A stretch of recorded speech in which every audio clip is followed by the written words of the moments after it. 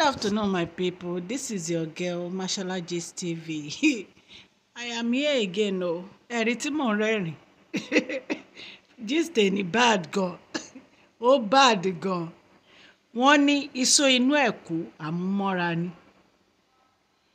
Gist tá a mú wálé ní wọ́n ní àwọn olórí. Wọ́n ní they don't tire. Ó ti sú wọn. Ó ti sú wọn. Àwọn olórí wọ́n ní Tóbi ó complain kú ni wọ́n ní allege ni o bá ṣe gbọ́ ni o ẹ mọ̀ pé nǹkan tá a bá ti gbọ́ a máa mú wá wọ́n ní ó ń bá ọ̀rẹ́ ẹ̀ kan sọ̀rọ̀ pé ó ti sú àwọn kò sí nǹkan kan NEPA ti paná ó yẹ kó yẹ yín adult ní gbogbo yín tí bá ti ń sọ̀rọ̀ imparable wọ́n ní NEPA ti paná pé kò sí nǹkan kan pé gbogbo ẹ̀kọ́ dúdú ni ṣé ó ti yé yín pé kí lẹ expect o ẹ̀yin èèyàn wa kí lẹ expect báwo ni NEPA ò ṣe ní paná NEPA á paná náà ṣé mọ̀ pé wọ́n ti sọ tẹ́lẹ̀ pé kò sí nǹkan kan ní palace ẹ rántí Péjú ẹ rántí ńgbà tí Péjú tó kúrò ní palace tó ní gbogbo àwọn olórí tó wà ní palace àwọn náà ń bọ́ra wọn àwọn náà ń tọ́jú ara wọn kábíyèsí ò ráyè anybody kábíyèsí ò ń fọwọ́ kàn wọ́n báwo ni kábíyèsí á ṣe fọwọ́ kàn wọ́n wọ́n ní Tóbi lament pé ó ti sún pé kò sí nǹkan kan NEPA ti paná kò sí anything pé àwọn kan pretend níta ni bí ẹni pé nǹkan wà rosy mo dẹ̀ mọ̀ pé bó ṣe máa rí fún àwọn èèyàn kọ̀ọ̀kan nínú wọn nìyẹn pé àwọn kan wà nínú palace ni àwọn kan pretend níta àwọn máa jẹ́ níta àwọn máa ṣe bí gbàtẹ́ pé nǹkan wà rosy wọ́n ní kò rosy kankan wọ́n ní kò dùn kankan wọ́n ló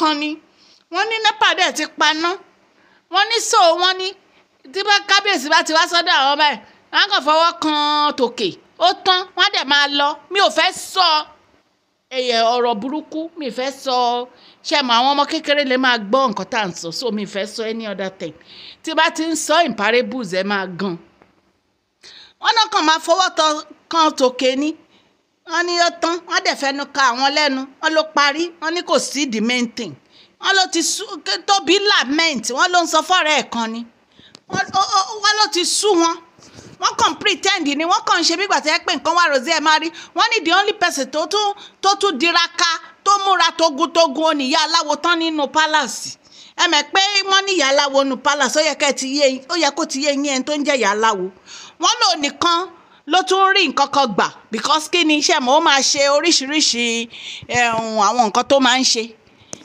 ẹ wo ogun ni palace o. So Tóbi ní bó ṣe ń lament ó ní tán bá ní kí àwọn olórí máa gbé báàgì wọn ó lóun á gbé báàgì òun o ó ní toró ti sùn ó ní kò sí anything kò sí enjoyment kò sí nǹkan kan àwọn kan wà ń bẹ̀ bí rubber stamp olórí ni.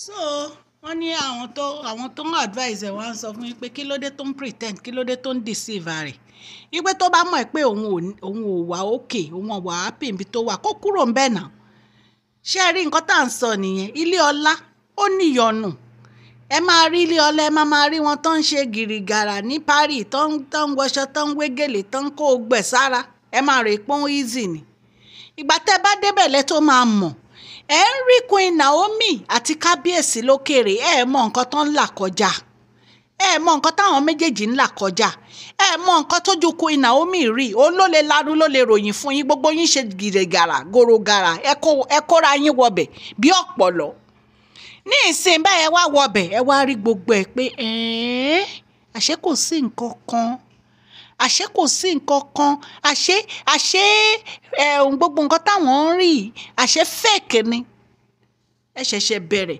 ṣé bẹ́ẹ̀ kan máa rí Queen Naomi tí wọ́n máa náwó fún Sunny tí wọ́n máa náwó fún wa ṣiṣẹ́ rẹ̀ pé owó palace ni Queen Naomi náà ni ṣe rẹ̀ pé owó palace ni Queen Naomi náà ni tí yín bá yín nìyẹn ẹ máa mú mọ́ra náà ni ṣé bẹ́ẹ̀ fẹ́ dolórí ni ẹ dẹ̀ ti dolórí so ẹ máa gbé bóyá olórí title bóyá ó máa fún yín lówó ṣé tẹ́ bá di olórí ṣé ìyẹn ní pé kí báǹkì yín kún fowó ẹ ṣẹ̀ṣẹ̀ bẹ̀rẹ̀ ni o tí ò bá tiẹ̀ ń ṣe pé ẹ̀ ní làákàyè gbogbo yín ọkùnrin kó obìnrin 6 sínú pálásì lẹ́ẹ̀kan náà ẹ̀yin náà dẹ̀ jókòó síbẹ̀ ṣé ẹ rí ẹni tó smart jù ó ní Elizabeth ó wà ká ni mo gbé bà fún ẹ níbi tó bá wọ Elizabeth tó bá ń gbọ́ fídíò yìí. Ọlọ́run má jẹ́ n rírú ẹ̀ láyé mi. Ọkùnrin á wá lé mi sílẹ̀ bíi pẹ́pẹ́yẹ nínú palace. Ẹ wá jókòó síbẹ̀. Èyí Mariam yẹn náà kò orí ò pé kò tiẹ̀ ronú. Wọ́n kóyàwó jọlé ẹ lórí ó dẹ̀ ṣe jẹ́ amdi Yèyélùwà. Ṣé wọ́n fi Yèyélùwà wọ́n fi ń gbowó ń báǹkì ni ẹ̀yin aráalé? Ẹ má gbà mí o. ẹ̀rí wọ́n máa kọ́ wa pa mí nì. Ṣé wọ́n fi Yèyélùwà gbowó ń báǹkì ni Mariam? Mo wá lè yí sílẹ̀ bíi pẹ́pẹ́yẹ. Èyí tí bí ẹ̀rí gbà èyí owó ẹ̀rí ná kí lẹ wá ń ṣe bẹ́ẹ̀? Ó ti bá yín sí yín ti bá yín. Yorùbá tó pòwe tó ní ìsọnù ẹ̀kú àmúmọ́ra ni ẹ máa mú mọ́ra náà ni. Tí yín bá yín nìyẹn ẹ máa mú mọ́ra ni. Ṣé bẹ́ẹ̀ fẹ́ ní ṣé bẹ́ẹ̀ ń sẹ́ pé kí Queen Naomi má padà wá sí palace ni. Nǹkan tójú yín bá rí kẹ́ máa fi mọ́ra ni. Ẹ̀yin èèyàn ilé abẹ́ẹ̀rí nǹkan. Wọ́n ní yà ń jẹ wọ́n ní monkey. Mi mọ bó ṣe máa ń sọ kiri yẹn. Monkey dey chop àbí. Mi ò mọ bó ṣe máa ń sọ. Wọ́n ní kíní kan làágùn ìyẹn ni ò jẹ́. They are suffering. Kò sí nǹkan kan kò rosy kò sí nǹkan kan. Tí ò bá ń ṣe pé ẹ fẹ́ pa kábíyèsí náà.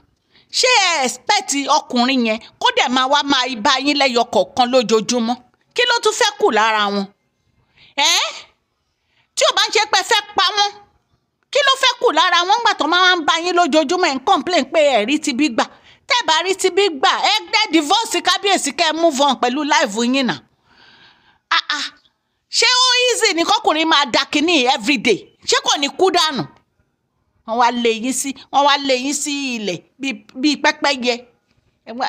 Ẹ wá ń fò bíi pẹ́pẹ́yẹ. Ẹ̀yin èèyàn lé ẹ̀rí ló bá délé ní o. Ẹ̀rí ló bá délé ní. Wọ́n lójú wọn rí màbónú pálásì yẹn. Àwọn ò lọ o. Inú pálásì làwọn fẹ́ wà o. Ṣé kẹ́kọ̀ọ́ múra kẹ́jí nítorí àwọn méèdì tó wà ní pálásì tẹ́ máa ní kọ́lọ́ bá yín ṣe nǹkan kọ́lọ́ máa yín ṣe nǹkan. Tẹ́ bá dé gbòòrò tẹ́ bá lọ ra lé. Ṣé ẹ lè gba méèdì sí gbòòrò? Ìwọ tó bá pí ara ẹ nísìn kó o sọ fún kábíyèsí gan pé o fẹ́ máa lọ gbé gbòòrò. So that wàá ní freedom. Wàá ní rest of mind. Wàá ní freedom. Ẹ̀gbọ́n ẹ̀ smart ẹ̀ wake up. Pálásì tẹ́ wà yẹn ẹ lè rí nǹkan kan. Kò sí nǹkan kan tẹ́ ẹ lè rí. Tó bá wà ń gbòòrò gan ni kábíyèsí máa rí tí ẹ rò because a máa rò pé ìyàwó mi tó wà ń gbòòrò jẹ́ kí n tètè lọ rí o. Ṣùgbọ́n ẹ kàn léra yín bíi pẹ́pẹ́yẹ sínú palace. What a shame. Shameful word. Wọ́n ní Tóbi ń complain o. Wọ́n ló ń complain pé in fact kò ń ṣe nǹkan tó ń bargain fún ni. Kò sí nǹkan kan ní palace. Kò sí anything bẹ́ẹ̀. Wọ́n kàn máa ń múra kàn wẹṣọ kàn post. Ọjọ́ kan mo rí tó ń post tó ń jó báyìí lórí social media mo ní tiẹ̀ ti báyìí. Kò sí nothing. Ṣé ẹ rí? Kí ló dé táwọn èèyàn máa ń fake náà? Ẹlòmíà máa jìyà dẹ̀ máa fake. What kind of a life is that?